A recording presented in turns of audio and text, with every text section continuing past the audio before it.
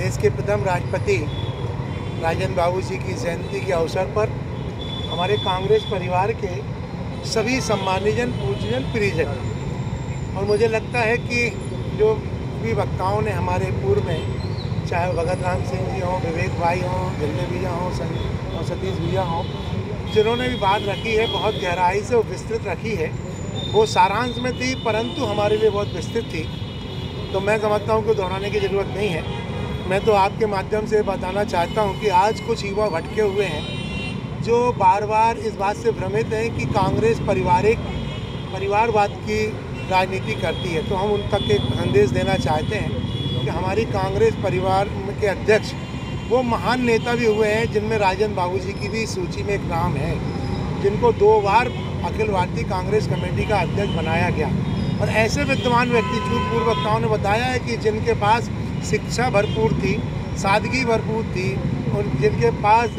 करुणा भरपूर थी और उस सादगी के कारण वो जाने गए और उसके अलावा उनके अंदर जो भाव थे, राष्ट्र प्रेम थे, वो उनके स्वतंत्रता संग्राम आंदोलन की उस कड़ी को हमें याद कराते हैं जब उन्होंने अंग्रेज़ों की जेल में भी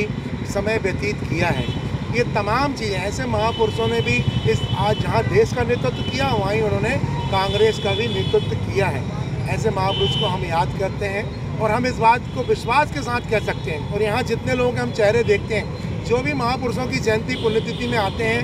वो हम उनको, मैं विश्वास के साथ कह सकता हूँ कि वो पूर्णतः अपने काम के प्रति ईमानदार होते हैं, अपने चरित्र के प्रति ईमानदार होते हैं, अपनी निष्ठा के प्रति ईमानदार होते हैं और कहीं भी झूठे राष्ट्रवाद के वो पक्षधर नहीं होते। और वही एक कारण है कि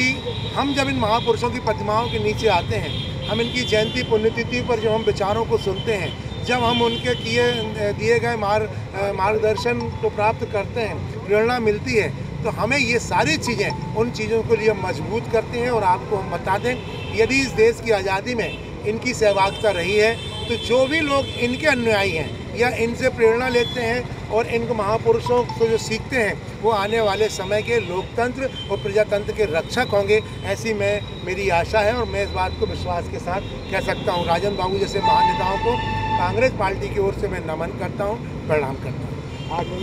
राजेंद्र बाबू जी की आज जयंती है और प्रतिवर्ष अनुसार कांग्रेस पार्टी